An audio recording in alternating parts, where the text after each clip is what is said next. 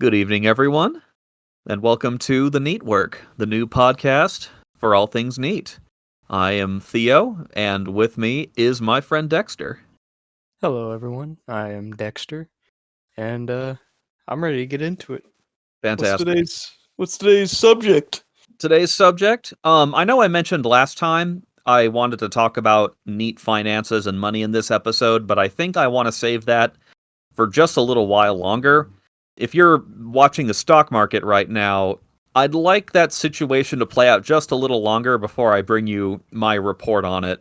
I just want to be able to tell the full story there, but stay tuned for a few episodes on NEET bucks when we get to that. As for the subject we're choosing for the evening, NEET is more than just a lifestyle. I think it's a collection of philosophies. So, like any lifestyle, NEET is formed by a collection of beliefs and reasonings that inform the NEET and others about how they came to those beliefs. Since any lifestyle apart from the conventional one would necessitate some sort of reason why those people have those beliefs. Is it kind of like a religion in a sense?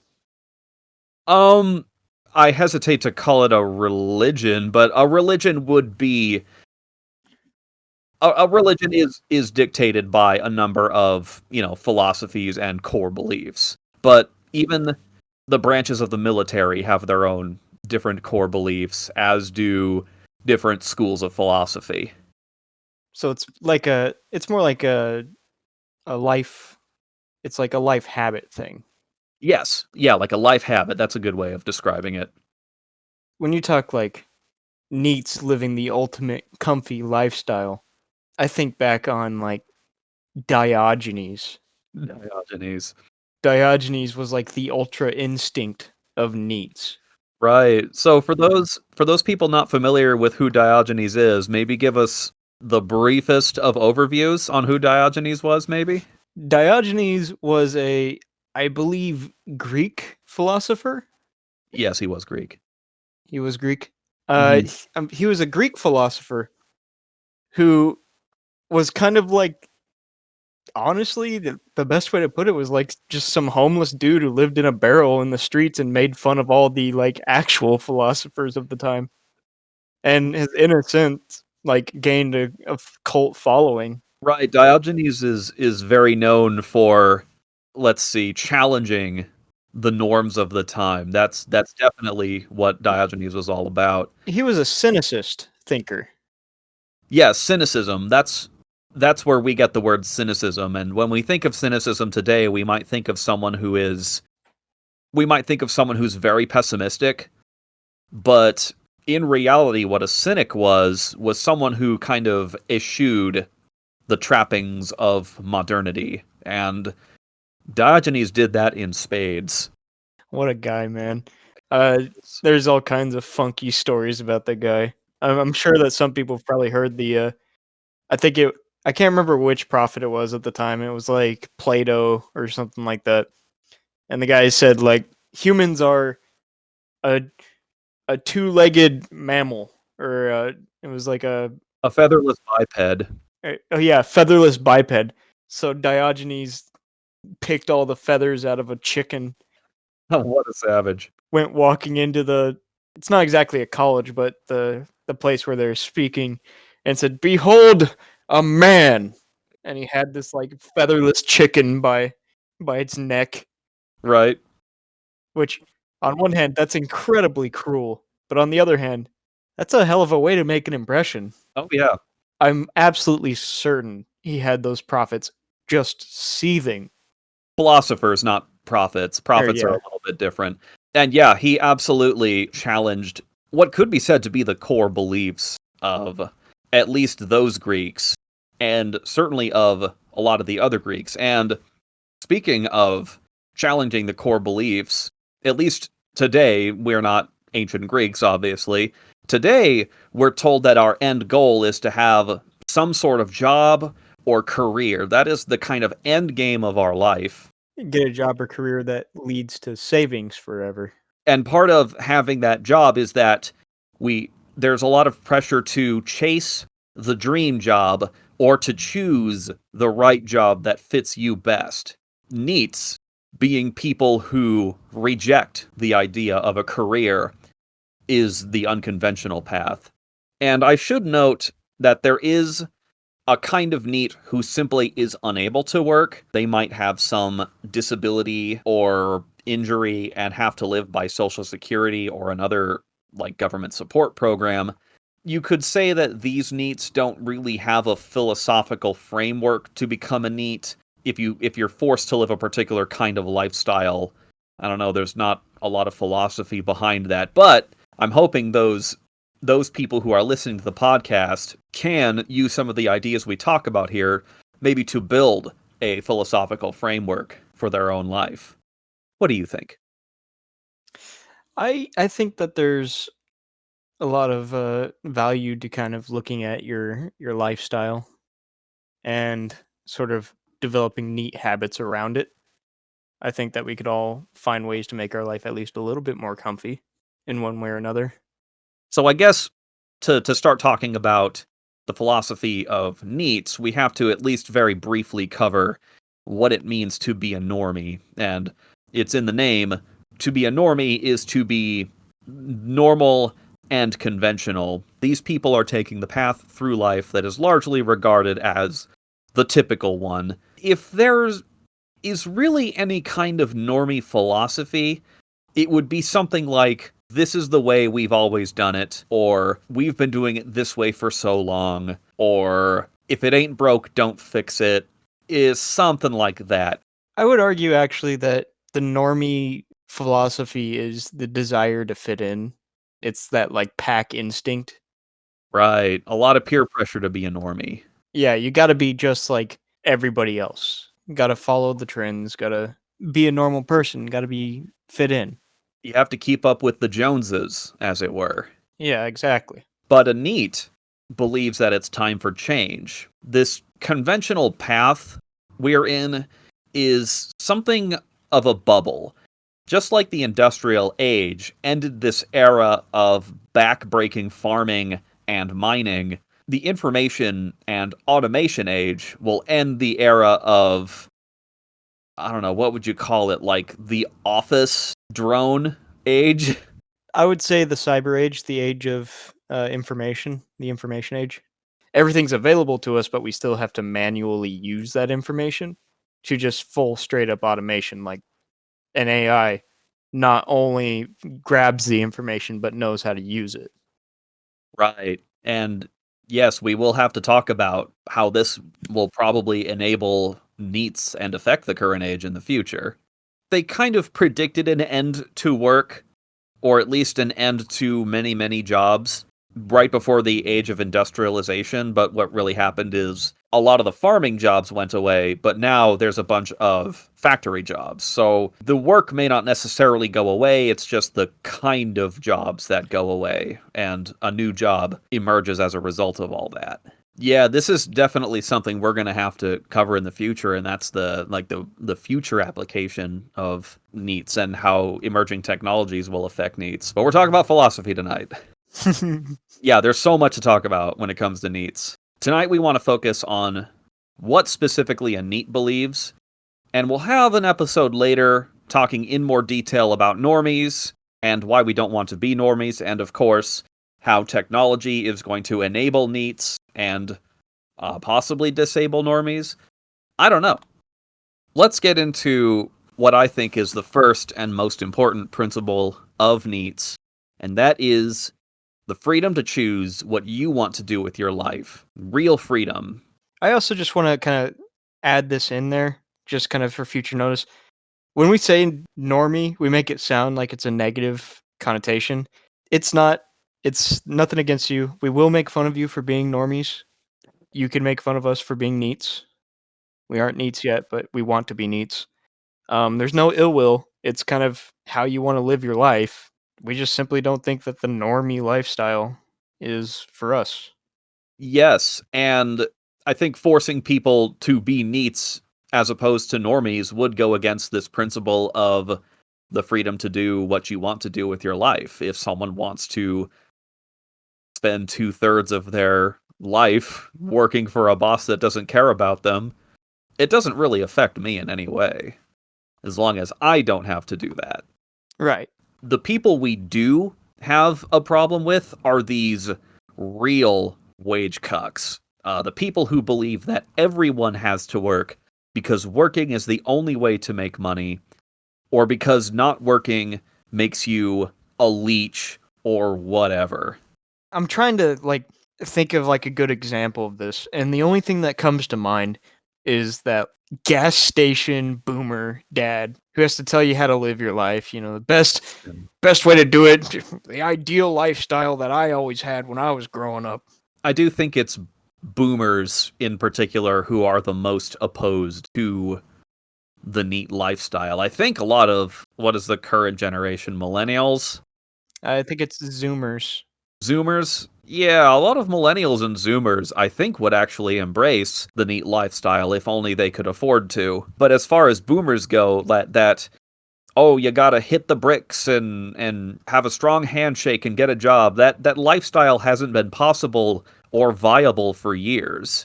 And I would argue that even a full-time job nowadays isn't viable if you're only living hand to mouth. I mean, we live in the information age, and it's hard for a lot of boomers to understand how much the times have really changed. I kind of wanted to get your opinion on something. Okay.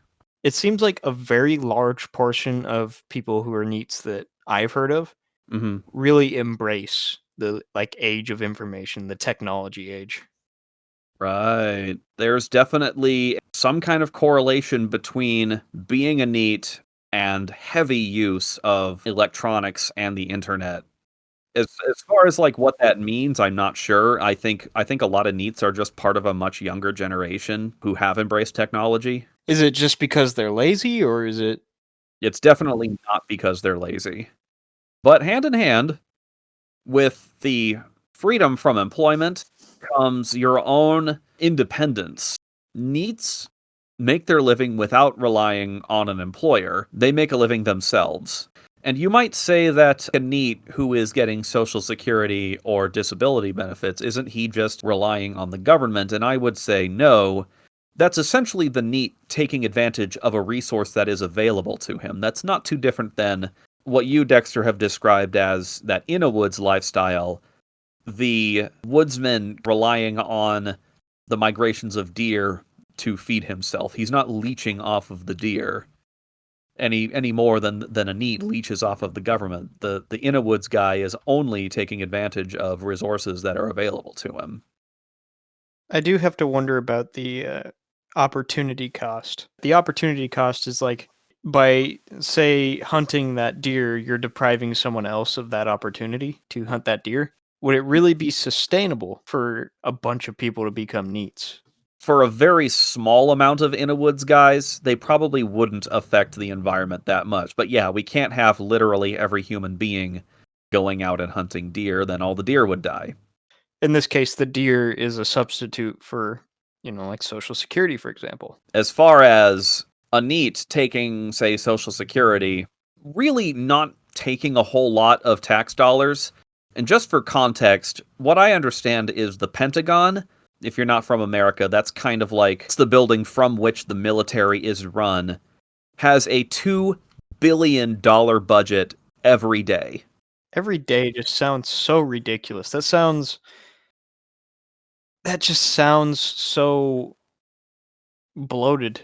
I have a hard time believing that. Give me 1 second. I'm gonna do just some quick math here.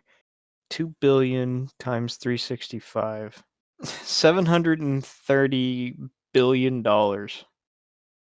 Yeah, a ridiculous amount of money. And that's not like I mean, we've seen bigger.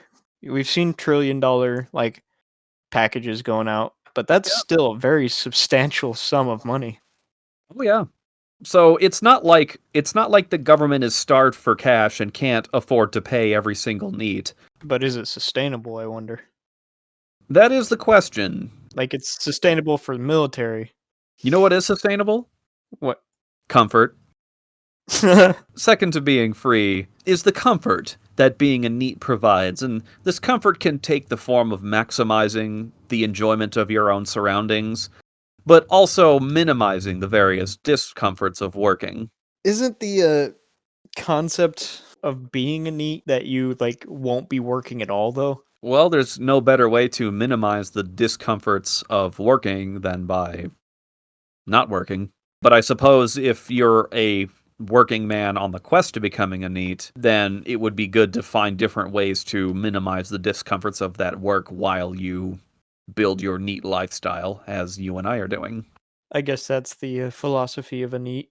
The that's the core kind of value there.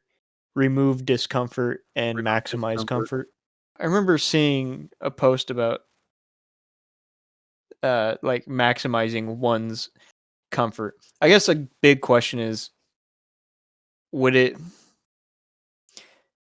is that just your unique comfort or is it just comfort in general? Cuz some people find certain things comfortable. Right. Yes, comfort will take different forms for different people, and some people like their cozy single room or studio apartment with all of the accoutrements, and some people just want to get out in the woods and be one with nature.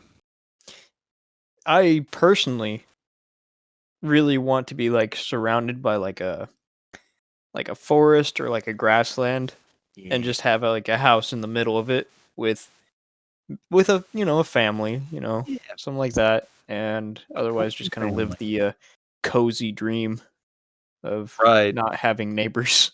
The cozy in a woods homestead lifestyle. I'm kind of torn whether I like the country or a more urban life. I think I'm a little of both. As far as the countryside goes, with the wilderness, I prefer a big lake or the ocean to the forest. I do have a question about neatdom. Okay. You kind of talk about being a neat as like almost a stage of enlightenment. It makes them sound like they don't have a lot of buying power because, obviously they don't have a quote unquote real job, you know. They're typically Right. making their income very passively, if any Mhm. income at all. Is there some kind of belief structure around that? Sort of a rejection of that spending power? Is there any reason beyond just not working? There is no better way to kind of embrace the fact that you lack a lot of buying power with rejecting consumerism as a whole. Part of the toxic work culture we experience today is driven what could be described as a trend mill of mindless consumerism. Yeah, I could see it. So, in essence, you've probably been influenced somehow, one way or another, by these ads. Since the 50s or maybe 60s, we've entered like a real age of big advertisements. And, for that 60 or 70 years, we've been bombarded with advertising designed to essentially gaslight us into buying things we don't really need. And of course, to fund all of these purchases, one needs a job. You kind of see this occurring going back to talking about boomers again. Boomers are incredible. They have a massive, massive buying power. Right. They have, just all the money in the world to do whatever they want with. That's a bit strong. You have you ever heard the phrase "hard times make men"? Strong Uh, men make easy times make weak men make hard times. so what you're saying is the hard times of, say, World War II and the Depression, or really that whole period of like 1910 to 1950-ish was the hard times, and then the strong people that were made as a result of that era created good times for the boomers. Is that what you're saying? Yeah, that's kind of what I'm getting at. And then and then the You got boomers, your people who survived the Great Depression. right? Um, they they went through hard times. It's actually really interesting to see. A lot of people, if your grandparents were alive during the like the Great Depression, you might notice that they are hoarders. And that's actually kind of an instinctual thing that's happened for a lot of these people. To Yeah. them, it's always been that like depression age brain, unfortunately. They've kind of gotten to the point where it's like, I never know when I'm going to need this again, so I'm just going to hold on to this. And it's sad, but that's kind of how they survived during the Depression era. Right. It, I have noticed a tendency among the older members of my family to just keep a lot of things. Getting back to the baby boomer kind of situation, the United States was just rolling money. It was just incredible how much money was passing through. Everyone was making money by participating in the army one way or another, be it directly or indirectly. There was money to be made. And that created this incredible opportunity. It created jobs, it made wealth, and it created an opportunity for growth. And, that opportunity for growth on a bunch of land that was largely unused was very, very profitable for the baby boomer generation. They were the first in line to really kind of benefit from this. Would you say the baby boomers were the first, generation of modern consumers? Yes, I would say so. I would say the Depression era, hard times, adults kind of always stayed in that hard times mindset. They never really became frivolous. The boomers, on the other hand, they kind of grew up with that. To give a visual representation of what a boomer would be, they'd be that really annoying kid at school who, always had like all of the money but never really did anything and didn't seem good at anything. Ah, yes.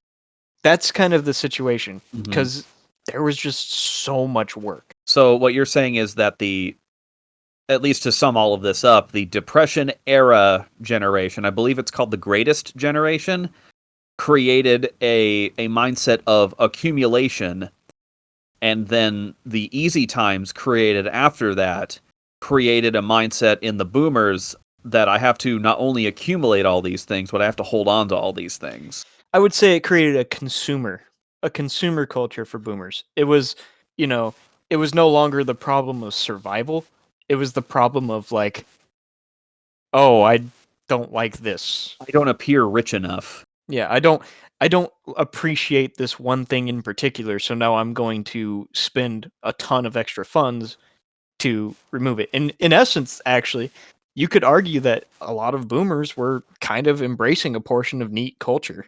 They did, in essence, start to embrace comfort. Right. So instead of maybe as an example, instead of learning how to cook over an open fire, they just have a microwave or a stove. Yeah, they have the whole, instead of finding a tree to sit under or sitting inside, they started creating awnings and decks to sit out on. That, we had AC. They created AC. I Mm-hmm. I don't like the heat. I'd rather bring the cool inside. That is very interesting to think about, that the boomers did embrace at least a couple of the tenets of neatdom.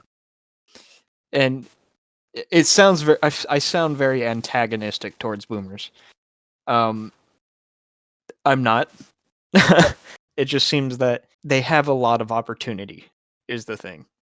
And it's hard to explain that opportunity is not as widely available anymore. It's a very different time. Yeah, boomers don't seem to understand that for whatever reason. Oh well. Rolling things forward into the modern times after, what would you say, 60 or 70 years of boomer consumerism?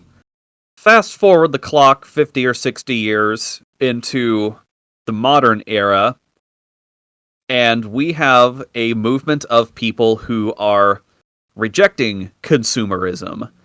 So when you reject consumerism, what do you have? You have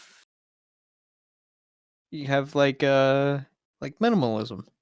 Right, and that's exactly what it is. There has been a trend of millennials rejecting this kind of brain-dead, mindless consumerism in favor of, well, a minimalist lifestyle. You can't be stupid with your money if you don't necessarily have a large income.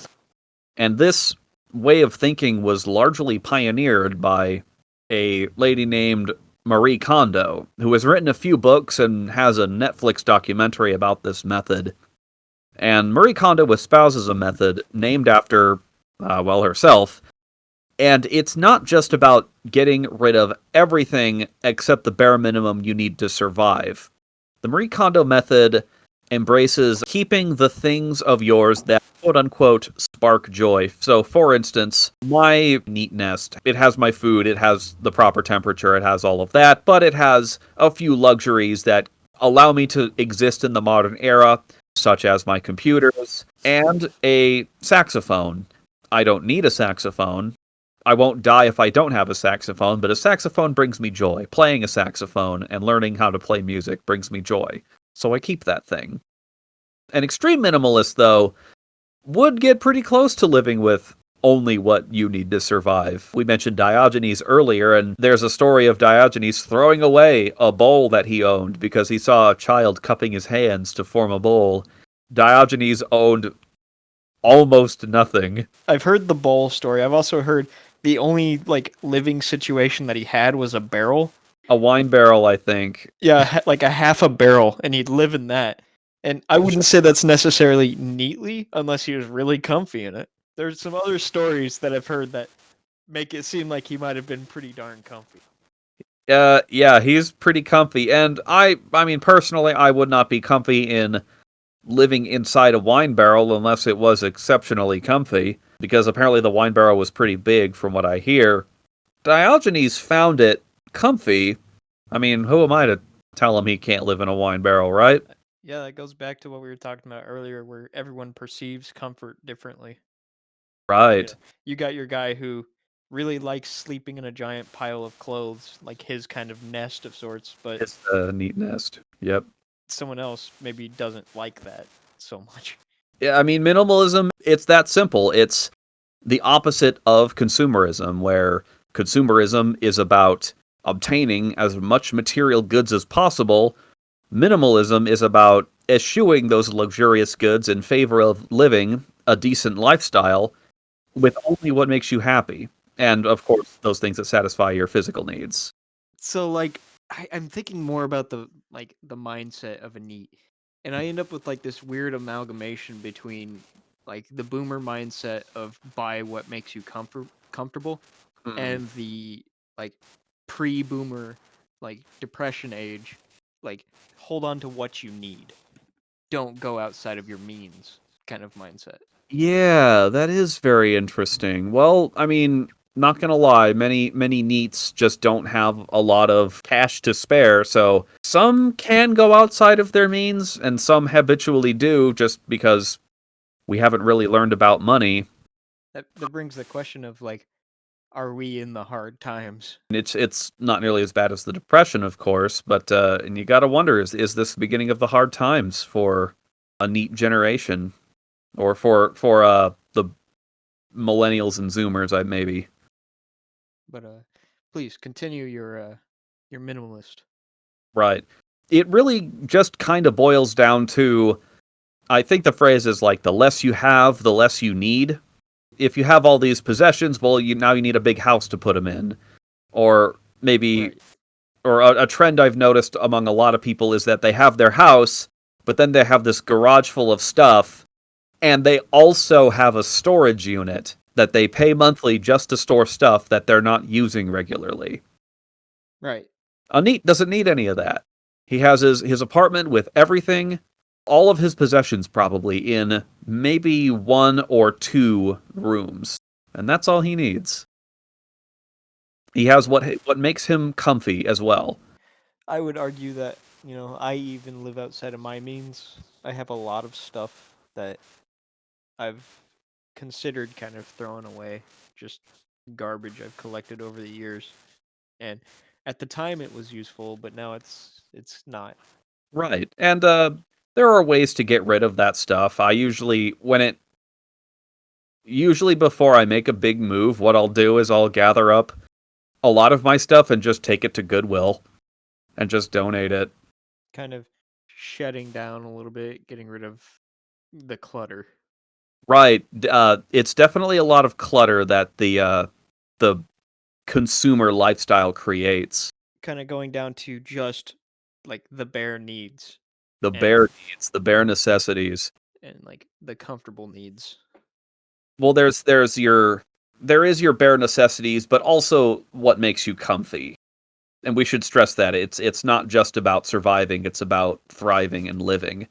But there's also the metaphysical aspect to your needs. Were you gonna say something? I think I interrupted you. Uh, I was just gonna kind of say, like needs, of course, follow the the hierarchy of needs. Needs follow that pyramid, where it's like, you got your bare minimum what you need to survive, and then you kind of build up from there. Right, and I was just about to get to that. You are talking about Maslow's hierarchy of needs. Is that correct? I believe that's what it was, actually. Yeah. Could you maybe explain to the people at home what Maslow's hierarchy of needs is? I think you'd probably have a better explanation of it, because Okay. for me, I think of it in the biology terms of like people need their food, water, shelter. Okay. So Maslow's hierarchy of needs is this food pyramid-esque model created by a psychologist named Abraham Maslow, with your physical needs forming the base, and as you climb higher on the pyramid, you find mental and spiritual needs. Essentially, as your needs become fulfilled, you complete more and more of the pyramid. And the highest tier on this pyramid is that of self-actualization. When a NEET has his chicky tendies, when he's got his food, when his room is comfy, when he's got his hobbies, he reaches the highest tier, which is self-actualization. Maslow believed that this was the final step to having a completely fulfilled life. And now that a NEET has all the time they like to pursue their own interests, when before all of their spare time was devoted to wage slavery, you have time to improve yourself in any way you can imagine. I can see, like, I mean, even in retired adults that are present in my life, Mm. a lot of these people, they struggle for a long period of time trying to figure out what they're going to do with themselves, you know? And a lot of them turn to spirituality, a lot of them turn to hobbies, a lot of them just look for something to, like, define who they are, beyond work. With that working generation, essentially their life was defined by work. It wasn't even necessarily defined by things like family or even, say, religion or their hobbies. So once you kind of remove that work environment, you end up with a very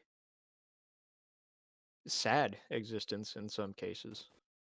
And yes, and NEETs are or rather I would encourage a NEET to define their life in their own way. But like to require that a NEET start hitting the gym or learning another language would conflict with NEETs getting to choose what they want to do with their life. Be free to choose what you do with your life, even if you choose nothing. It doesn't affect me. And I guess I'm a little bit lost on what the idea of self actualization is. Like, could you maybe give me an example of something more that might occur? Like, what does it mean? Is it kind of like, when I think about it, going back again to the start of our conversation, is it kind of like Diogenes' method of self-actualization? If you get what I'm saying, wink, wink. Yes, well, Diogenes would self-actualize pretty frequently, from what I understand. Uh, didn't matter who was passing by. Yes, Um, and I suppose if you want, that's one thing you could do with your time. But I would encourage people to do something a bit more fulfilling.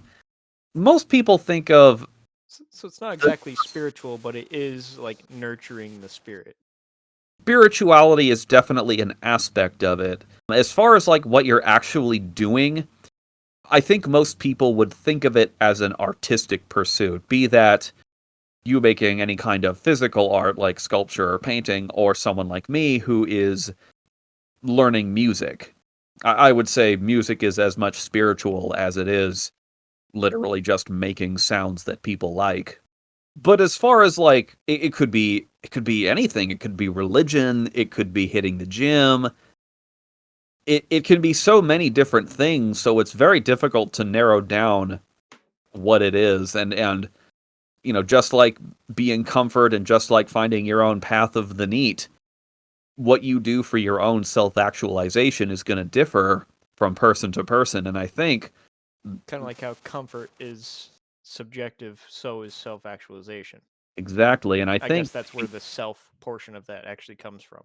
right, and I think Maslow might have put this the highest on his pyramid because this is probably the most difficult thing to achieve, just as it's, the highest point of a pyramid is the most difficult to climb to.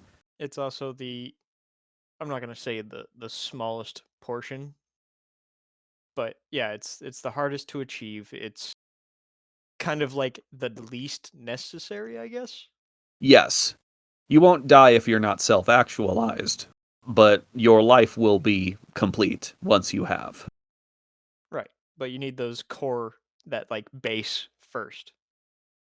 And that's all of the ones I can really think of. Of course, this is just a few of the ideas that a NEET can adopt to make your NEET life more comfy. And it's tough to think of every little thing when you're coming up with like a philosophical framework, but I think these things will form a good foundation for any philosophy. But if there are any other good ideas you'd like to tell us, please leave a comment. How about you, Dexter? What do you think? I think it's interesting to think about psychology of it all, the philosophy of it. Mm-hmm. It's kind of hard to grasp the concept of philosophy. I kind of had like a aha moment just now where we were talking about how when people retire, they kind of don't know what to do with themselves. That just sounds, kind of depressing almost. Right. And in the future, when we talk in greater detail about normies, we certainly have to touch on that and the problems that a working life creates for someone, even if that is the conventionally accepted wisdom, or quote unquote wisdom, I should say. Anyways, thanks for having me tonight, Theo. Absolutely. It's always good to have you. It's nice to talk to someone about the things that I think about a lot. I've done an awful lot of thinking about this. Would you say you're a philosopher over this? I philosopher is a strong word, but I definitely think about philosophy. You philosophize? I philosophize from time to time. Do you self-actualize? I will neither confirm nor will I deny. All right, and with that, I think we can say good night. Thanks for listening all the way through to the end. If you like what you heard, you can help us grow in a few ways. You can download this podcast on SoundCloud and be sure to give it a like if you do. If you're listening on YouTube, you can click all the doobly-doos that help the algorithm, and I'm sure you've heard that 1,000 times before. And good night, audience, and good night, Dexter. Good night, Theo. Stay comfy. Stay comfy.